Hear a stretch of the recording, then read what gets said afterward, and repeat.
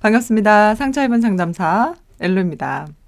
상처가 보석이 되다. 상처 입은 상담사 엘로이. 오늘은 보고서에 대해서 여러분들과 간단하게 좀 얘기를 하려고 합니다. 여러분들 보고서 어떻게 작성하고 계시나요? 상담사들이 사실 보고서에 대해서 너무너무 힘들어하는 것 같아요. 보고서를 어떻게 써야 되지? 특히 초보 상담사들 보고서에 대해서 너무 어렵죠, 그죠? 오늘은 여러분들이 보고서를 쓸 때 어떻게 써야 되는지 큰 맥락에서 짧게 얘기를 하고 마치려고 합니다.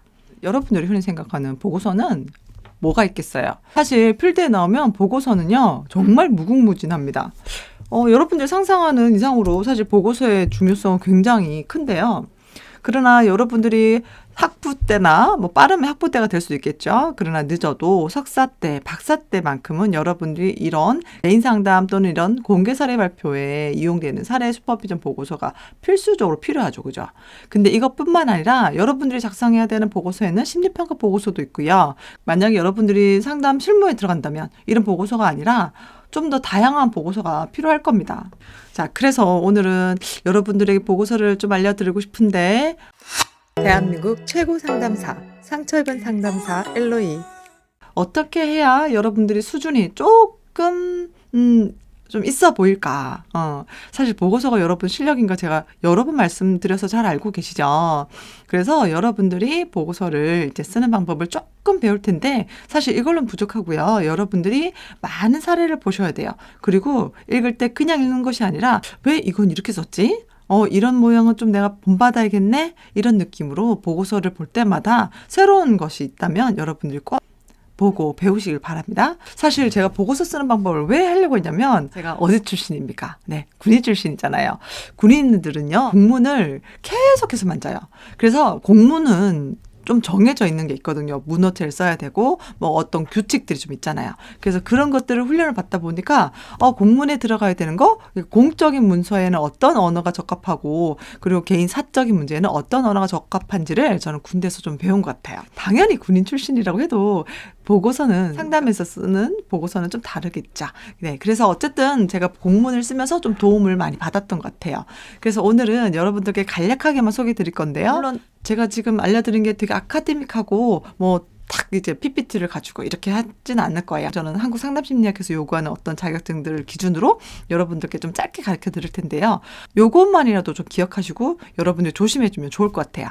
상담을 하게 되면 여러분들이 제일 먼저 경험하게 될 바로 보고서입니다. 아까 전에도 말씀드렸듯이 보고서에는 정말 다양한 보고서가 있고요. 저희 센터 같은 경우에도 정말 그러니까 기관마다 그 보고서가 달라요. 기관마다 요구하는 보고서가 다르기 때문에 저희 나름대로 어떤 틀을 갖고 있어야 돼요. 그래서 우리가 외부 기관에 나갈 때는 이런 틀로 보고를 해야 되고 우리 내부 슈퍼비전이나 저한테 보고해야 될 때는 이런 틀로 해야 되고 그리고 또 외부로 뭔가 사문서에 어떤 권한이 있는 문서들이 있어요. 예를 들어서 상담 확인서나 소견서 같은 경우에는 저희가 발급 번호가 찍혀서 나가는 그런 문서들이 있어요. 그런 것들은 이제 우리 동사무소나 이런 데 어떤 사업이나 국가사업 같은 것들에 이용되는 보고서기 때문에 사문서 번호가 들어가는 그런 문서들이 있습니다. 근데 여러분들이 이제 그런 것까지는 지금 알 필요 없잖아요. 그죠? 여러분들이 이제 수련생인데 무슨 상담 확인서를 끊을 것이며 무슨 소견서 이런 것들은 좀 어렵잖아요. 그건 나중에 제가 따로 특강으로 여러분들 찾아뵙고요. 오늘은 여러분들이 작성해야 될 요거 개인 상담, 공개 상담, 사례 슈퍼비전 보고서 요거 쓰는 거 좀 알려드릴게요.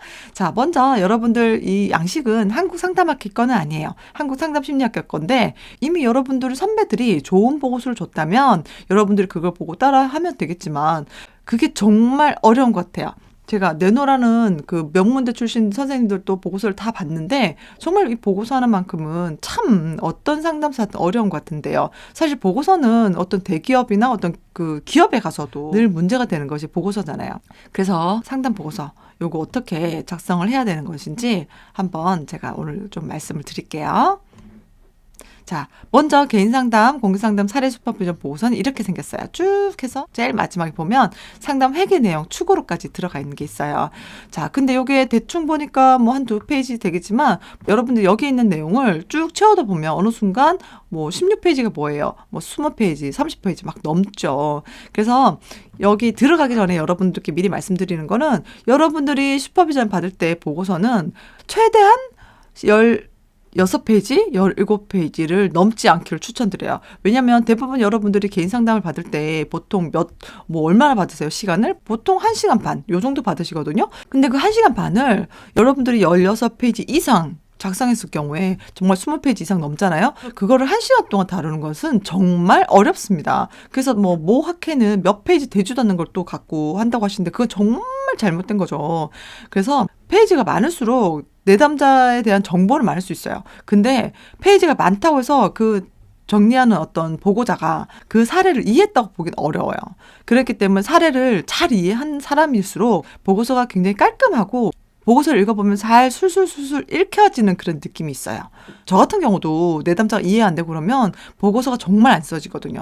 자, 그럼 이제 시작해볼게요. 처음에는 내담자 기본 정보를 쓰게 돼 있어요. 당연히 여기에서는 실명 들어가면 안 되고요. 이렇게 가명으로 성별은 정확하게 들어가야겠죠. 그리고 연령대 정확하게 몇 살인지도 안 들어도 상관없어요. 슈퍼바이저에게만 정확하게 몇 살이다 이렇게 얘기를 해도 되는 것 같고 슈퍼비전 때 이 나이를 얘기를 해도 되는 것 같아요. 여기서 좀 더 추가해서 30대 중반 30대 후반 이런 식으로도 써도 되겠죠. 그리고 이렇게 학력에 학과도 쓰면 좋아요. 컴퓨터 공학과 이런 식으로 왜냐면 사실 그 학과가 그 사람 다 설명할 수 없지만 그 사람이 어디에 지금 어떤 환경에 지금 노출되어 있는지를 굉장히 좋은 소스가 되거든요. 그리고 어떤 지금 현재 직장인인지 결혼했는지 안 했는지 이렇게 간단하게 인적사항을 기록합니다. 그 다음에 중요한 건 상담 신청 경위거든요. 이게 뭐냐면 이 사람이 어떻게 이 상담까지 왔는지를 묻는 거예요. 근데 많은 분들이 헷갈려하는 게 상담 신청 경위랑 주호소 문제를 같이 쓰는 경우가 있어요. 그러니까 경계가 되게 모호한 거죠. 상담 경위는 대충 그런 거예요. 평소에 우울한 기분이 들어서 홈페이지 검색하다가 눈에 들어서 왔다. 이런 것도 있잖아요. 그래서 어떻게 이 센터에 오게 됐는지, 어떻게 해서 여러분들을 만나게 됐는지 그 경위를 묻는 거예요. 그 다음 주호소 문제는 내담자를 인테이크를 할 경우에 처음에 쓰는 거 있잖아요. 자기 보고식으로 아니면 접수 면접 때 이 내담자가 보고한 어려움들이 있었을 거예요. 그 내용을 쓰는 거야. 예를 들어서 요즘에 너무 우울해서 맨날 눈물이 나요. 이런 것들이 주호소 문제가 될 수 있어요. 그 다음에 이전 상담 경험 이건 굉장히 중요한데요. 상담을 처음 하시는 분들은 이런 것들도 놓칠 수 있어요. 이전 상담 경험에 대해서 얼버무려서 하시는 경우도 굉장히 많거든요. 그럼 이런 경우들을 자세하게 탐색하는데 어려움을 겪는 부분들이 되게 많아요. 그래서 이런 부분들은 여러분들이 그 사전에 좀 인테이크지를 만들든지 해서 이전 상담 경험에 대한 유무 그리고 어떻게 좋았는지 거기서 무엇을 얻었는지 어떤 것이 어려웠었는지 이런 것들까지 같이 넣는 게 좋아요. 그 다음에 가족관계 같은 경우에도 여러분들이 넣으셔야 되는데 특히 가족관계를 넣었을 때 상담사의 생각이 들어가는 경우가 많아요. 그러니까 내담자의 말을 듣고 상담사가 그 말을 온전히 믿어버리는 거죠. 이런 거죠. 예를 들어서 어떤 여성분이 상담을 하러 왔단 말이에요. 근데 아버지하고 굉장히 관계가 안 좋아요. 그러면 그 아버지에 대해서 호소한 문제들이 있을 거예요. 아버지는 굉장히 가부장적이고 폭력적이고 굉장히 나빴다. 어머니를 매번 학대했다. 이런 말들이 있을 수 있단 말이에요. 그러면 이때 어떻게 쓰냐면 상담사가 내담자 말을 그대로 빌리려면 이렇게 말을 해야 돼요. 내담자에 의하면 이런 식으로 표현을 해야 돼요. 왜냐하면 그 아버지를 직접 만나본 것이 아니기 때문에 간접으로 들은 내용이고 사실이 아니란 말이에요. 그래서 내담자의 말에만 의존해서 내담자의 말을 전적으로 믿어서 그런 표면적인 것만 쓰면 안 되고요.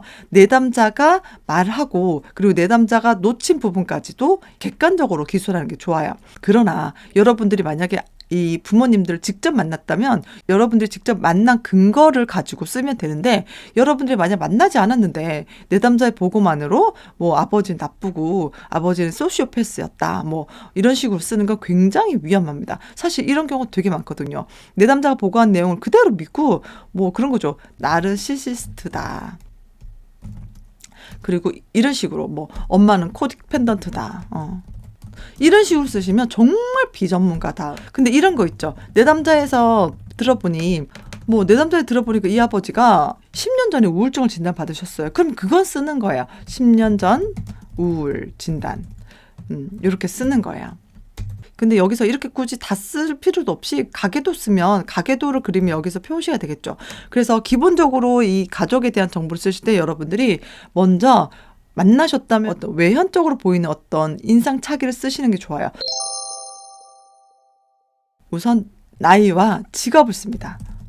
직업을 이렇게 쓰시고, 그리고 지금 현재도 일을 하고 있는지, 그리고 혹시 진단이 있는지, 성격 특성, 뭐 어떤 상담에서 보고된 특이사항들, 이런 것들을 봅니다. 그리고 만약에 내담자가 나르시시스트하다, 나르시시스트다 이런 식으로 표현했다면 상담사는 이렇게 쓰는 거예요. 내담자에 의하면 이렇게 콤마를 찍어 나르시시스트라고 자주 명명함, 이렇게 표현을 하는 거예요. 그러니까 여러분들 보고서를 쓸 때는 이렇게 자기 주장이나 자기 생각이 들어가면 안 되고, 내담자가 진술한 그대로를 그의 입을 통해서 들었다라는 거를 여기서 레퍼런스를 하셔야 됩니다. 자, 그 다음에 뭐 어머니 같은 경우도 굉장히 매우 다정한 성격, 이런 식의 표현은 굉장히 위험하다는 거예요. 왜냐하면 본인이 어머니를 만나보지도 않았고 온전한 내담자의 보고이기 때문에 이때도 어떻게 표현하냐면, 내담자에 의하면 매우 다정한 성격이라고 표현함, 이런 식으로 내담자의 언어로 이렇게 같이 표현하는 거예요. 그러나 다른 이슈들도 있을 수 있잖아요. 내담자 예를 들어서 엄마가 굉장히 코디펜던트였고 엄마가 되게 의존적이었다. 근데 가만히 이제 내담자 얘기를 들어보니까 뭔가 어머니가 자발적으로 뭔가를 하는 어떤 그런 것이 탐색됐어요. 예를 들어서 어머니가 평생 일을 하셨다는 거죠. 돈도 그냥 어머니가 원하실 때 쓰고 이런 특징이 있다는 거예요. 그럼 그런 것들은 넣어주는 거예요. 상담에서 탐색된 바, 모는 결혼 후 현재까지 맞벌이를 뭐 이런 식으로 작성을 할 수 있겠죠. 그래서 여러분들 제가 무슨 말을 하는지 알겠죠? 요것만 보면 뭐 앞뒤 이거 제가 쓴 걸 가지고 여러분들이 중요하게 생각하면 안 되고, 여기서 중요한 게 뭐냐? 3인칭 관찰자 시점에서 굉장히 사실적인 부분만 기술하라는 거예요. 여러분들 감정이 들어가면 안 돼요. 여러분들 판단이 들어가면 안 돼요. 여기서 정말 여러분들 판단을 좀 쓰고 싶다. 그러면 이렇게 쓰는 거예요. 상담사로 하여금, 상담사가 느끼기에, 상담사가 보기에, 이런 식으로 누구의 관점이라는 것을 명백하게 밝히셔야 됩니다. 근데 이런 것도 사실 좋아하지 않아요. 그래서 상담사의 어떤 주관적 인상은 빼시고요. 가급적이면 객관적이고 3인칭 관찰자 시점에서 정확하게 기술하는 것이 필요합니다. 아셨죠? 대한민국 최고 상담사, 상처 입은 상담사 엘로이. 인상 및 행동 특성도 마찬가지예요. 처음에 상담에서 특징만 쓰는 분들이 계세요. 하지만 인상 및 행동 특성은요, 여러분들이 처음 내담자를 봤을 때 그 모습을 그대로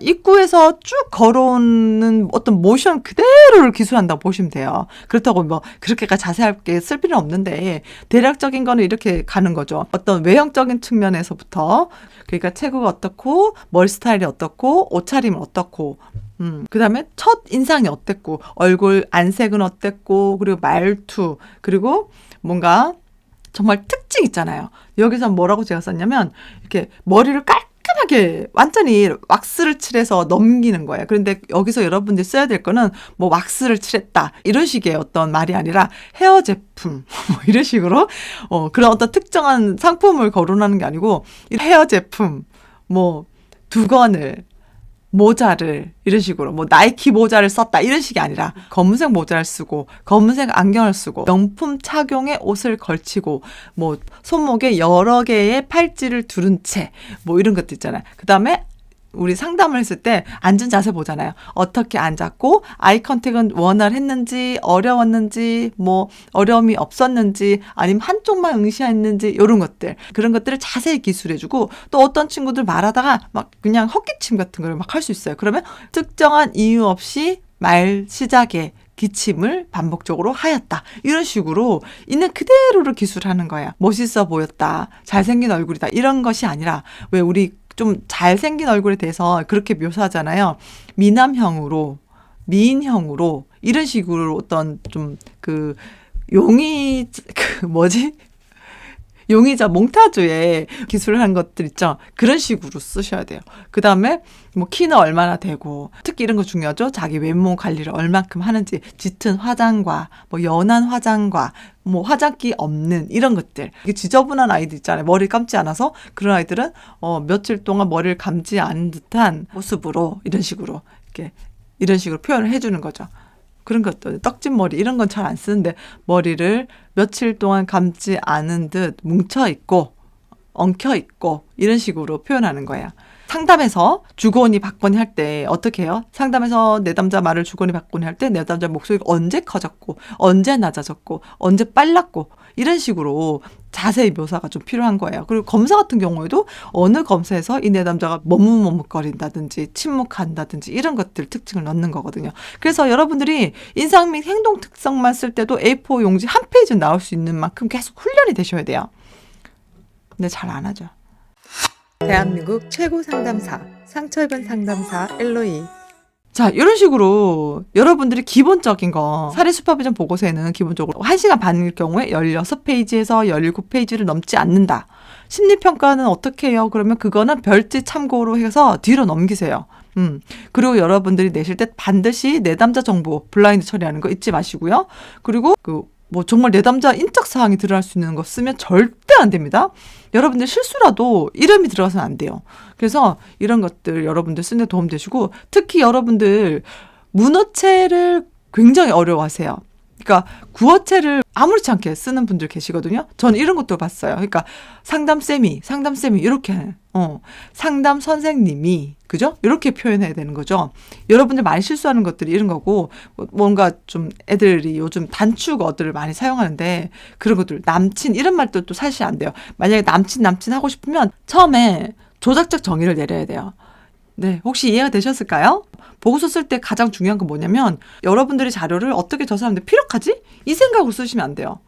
저 사람이 읽을 때 어떻게 이해를 좀 도울 수 있을까? 그래야 내담자들 오해 안 받거든요. 그러니까 여러분들 말을 어떻게끔 잘 설득하지 이 초점에서 저 슈퍼바이저 혹은 이 피어들에게 어떻게 이 내담자를 잘 이해시킬 수 있을까? 이 고민을 여러분들 하면서 쓰셔야 돼요. 보고서를 쓰다 보면 여러분들이 얼마나 자기중심적인지 아니면 타인 조망이 얼만큼 가능한지를 볼 수 있거든요. 그리고 보고서는요. 형식적 조작기 그 시기를 어떻게 여러분들이 넘겼는지도 뚜렷하게 보입니다. 형식적 조작기는 뭐예요?